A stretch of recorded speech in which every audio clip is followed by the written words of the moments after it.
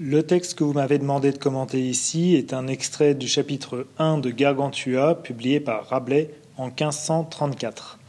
Dans ce roman, Rabelais va mettre en scène un géant du nom de Gargantua, aux prises avec des précepteurs de qualité différentes, le roman lui-même visant à mettre en scène un questionnement sur l'éducation. Dans ce chapitre 1, intitulé « De la généalogie et antiquité de Gargantua », le narrateur, Alcofribas Nazier, va faire le rappel de l'origine de la généalogie qu'il a déjà exposée dans le Pantagruel, publié par Rabelais en 1532. Ici, juste avant notre extrait, le narrateur va faire un petit développement au sujet de la relativité généalogique en prenant son exemple personnel, Alcofribas Nazier, le nom du narrateur, étant un anagramme de François Rabelais. Je passe ainsi à la lecture du texte. Pour en revenir à nos moutons, je vous dis que c'est par un don souverain des cieux que les origines antiques et la généalogie de Gargantua nous ont été transmises plus intégralement que toutes les autres, excepté celle du Messie dont je ne parlerai pas, car il ne m'appartient pas de le faire. Et puis les diables, ce sont les calomniateurs et les cafards, s'y opposent. La généalogie fut trouvée par Jean Odo, dans un pré qu'il avait près de l'Arceau-Gallo, au-dessous de l'Olive, en tirant sur Nazay. Il en faisait curer les fossés. Les piocheurs heurtèrent de leur houe un grand tombeau de bronze d'une longueur incommensurable, car ils n'en trouvèrent jamais le bout, du fait qu'il pénétrait trop avant sous les écluses de la Vienne. On le voit à travers le nom du narrateur, à travers aussi le renvoi à la fin du texte à la lecture de Pantagruel, va s'appliquer ici tout un système de mise en abîme qui pose alors la question de l'écriture, mais aussi de la réception de ce texte. Nous étudierons alors cet extrait en répondant à la problématique suivante: en quoi ce premier chapitre établit-il une grille de lecture de l'œuvre? Pour traiter cette question, je découperai mon texte en 3 mouvements. Un premier de la ligne 1 à 5 dans lequel le narrateur expose son projet. Une deuxième de la ligne 5 à 17 dans laquelle est décrit le document dont il est question, à savoir la généalogie de Gargantua. Et enfin, une troisième partie de la ligne 18 à 24 dans laquelle le narrateur se met en scène en train de déchiffrer le texte.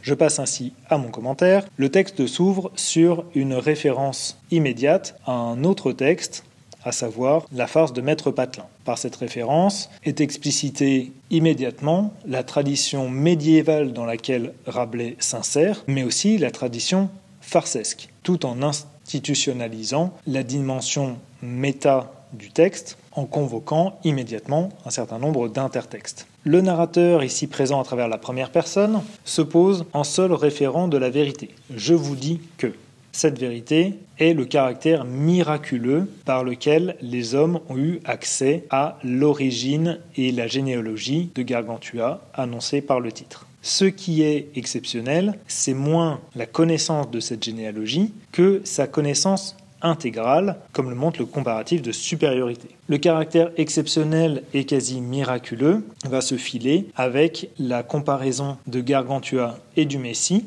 convoquée ici sous la forme d'une prétérition, comme le montre la proposition subordonnée relative, qui fonctionne par ailleurs en dehors du texte comme une sauvegarde de la part de Rabelais, dont le Pantagruel a déjà subi un certain nombre de censures et dont la première édition du Gargantua a été là aussi censurée. Cette censure va être explicitée dans la dernière proposition. Les diables s'y opposent, avec l'incise entre parenthèses, qui précise quels sont ces diables, c'est-à-dire les calomniateurs et les cafards. À travers l'expression de cafard, ce sont les faux dévots qui sont visés ici, et en d'autres termes, les censeurs religieux. Censeurs religieux qui sont assimilés à des calomniateurs, c'est-à-dire des gens qui parlent faux, qui disent des mensonges, d'où la référence au diable. À travers cet intertexte religieux, c'est un véritable renversement accusatoire qui est fait ici de la part de Rabelais, qui met alors en scène la censure comme un péché. Il va s'agir alors de dire ce qui est vrai dans la limite du disciple. Je passe ainsi à ma deuxième partie. La caractérisation du texte en question va se faire par un certain nombre de références à une actualité spatio-temporelle extrêmement ancrée dans la région du Chinonais, c'est-à-dire la région dans laquelle exerce Rabelais. Puisqu'en effet, l'Arceau-Gallo, l'Olive ou Narzay ou les écluses de la Vienne un peu plus loin dans le texte sont des lieux existants dans la région de Chinon. Par ailleurs, Jean Odo est un personnage réel qui vient accréditer par sa réalité la réalité potentielle de ce texte, néanmoins fictif. Les conditions dans lesquelles la généalogie fut trouvée s'inscrivent dans la tradition de l'archéologie fictive, mais il est intéressant de voir à quel moment la découverte est faite, au moment où il faisait curer les fossés. Le verbe ici étymologiquement venant du nom commun cura en latin qui signifie le soin, illustrant alors par métonymie la valeur médicale, médicinale de ce texte. On peut rappeler à ce moment-là le disin initial, mieux est de rire que de larmes écrire. Il y a bien une dimension médicale dans la lecture, en particulier la lecture comique. La référence au grand tombeau de bronze est intéressante à double titre. Par l'adjectif antéposé grand, le narrateur installe la notion de gigantisme, Gargantua étant lui-même un géant, et la mention de la matière, le bronze, peut faire appel vers une autre découverte qui sera faite à la fin du roman, à savoir l'énigme en prophétie, qui elle aussi est écrite sur une lame de bronze. À travers cet appel, ce qui est conditionné, c'est une structure circulaire à l'échelle du roman, le chapitre 2 et le chapitre 58 étant toutes les deux des énigmes sur un support en bronze. La mention de la longueur incommensurable qui hyperbolise l'adjectif grand est par ailleurs annonciatrice d'un élément important dans l'écriture de Rabelais puisqu'elle convoque un sens étymologique. Ce qui est incommensurable, c'est étymologiquement ce qu'on ne peut pas mesurer, et il y a une raison matérielle au choix de cet adjectif, puisque la proposition causale « ils n'en trouvèrent jamais le bout » souligne qu'elle ne peut pas être mesurée au sens propre. Le jeu entre le sens figuré, le sens propre et le recours à un sens étymologique est là encore central dans l'œuvre. S'ouvre alors la thématique de la boisson, avec le gobelet, l'inscription « Ici l'on boit » et les 9 flacons, qui vont par ailleurs relever d'une certaine forme de grotesque, puisque l'on observe une différence de niveau entre l'antiquité respectable de l'écriture et la disposition en quille des flacons. Le texte alors métaphorise sa dimension ludique. Il se fait un jeu, et en l'occurrence un jeu de langage, comme le montre l'énumération des adjectifs qualifiant le livre généalogique, gros, gras, grand, gris, joli, petit, moisi, qui joue à la fois sur des phénomènes d'allitération avec le son gre et d'assonance avec le son i, gris faisant la synthèse entre les 3 premiers et les 3 derniers adjectifs, mais aussi sur les jeux d'opposition de ces adjectifs, gros, petit, gras, joli, ou même joli et moisi, qui permettent d'instiller une dimension comique dans cette énumération. La référence finale à l'odeur de ce livret, qui est certes moisi, mais qui sent bon, qui a une odeur de rose, viendrait ici confirmer ce qui était sous-entendu dans la première ligne, le don souverain des cieux, par la référence à une tradition miraculeuse qui est que les cadavres des saints ne se détériorent pas, ou en tout cas ne sentent pas lorsqu'ils sont en putréfaction ou sentiraient une odeur de fleurs. Le support lui-même sur lequel est écrite la généalogie, l'écorce d'Ormeaux, est intéressante à double titre. D'une part, par sa fragilité, il met en doute l'authenticité du document, amenant aussi une dimension comique à ce choix. Mais le choix de ce type d'arbre en particulier, qui est un arbre particulièrement présent, voire qui possède une dimension sacrée en Gascogne, la Gascogne étant citée à la ligne 11, peut être là encore une référence extratextuelle, faisant référence donc à un contexte d'écriture, celui du Chignonais par Rabelais. Par ailleurs, il s'agit d'un bois dans lequel étaient sculptées préférentiellement les statues religieuses, filant alors la caractéristique miraculeuse de ce texte. La référence aux lettres de chancellerie qui amène l'idée de souveraineté est immédiatement contrebalancée par la proposition subordonnée conjonctive circonstancielle de cause, qui souligne que l'on reconnaît les formes, mais que l'on ne sait pas véritablement les lire. Là encore, l'image du silène qui était convoquée dans le prologue joue à plein. Une fois que l'on a bien décrit la boîte, en l'occurrence le livre, il va s'agir de rentrer dedans et de le déchiffrer, ce qui se fera au cours du 3e mouvement. Celui-ci s'ouvre immédiatement sur ce qui pourrait s'apparenter à une captatio benevolentiae, avec une fausse protestation d'incompétence, qui joue là encore à 2 niveaux. D'une part, elle insiste sur l'humilité du narrateur, mais en même temps souligne par son caractère illogique une certaine dimension comique. La référence directe à Aristote ancre le texte dans une tradition parfaitement renaissante, mais là encore est contrebalancée par ce dont il en est dit, l'art de lire les lettres non apparentes tel que l'enseigne Aristote, puisque Aristote n'a jamais enseigné un tel art, sauf à dire qu'il est un art de l'interprétation, ce qui, pour le coup, est une des thématiques extrêmement importantes de l'œuvre, comme l'annonce la structure circulaire des énigmes.